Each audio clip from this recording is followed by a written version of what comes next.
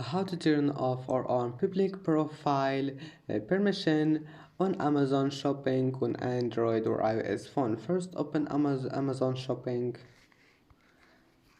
and then click the three lines here and then click settings and then click permissions and then scroll down. Wait few seconds and then scroll down,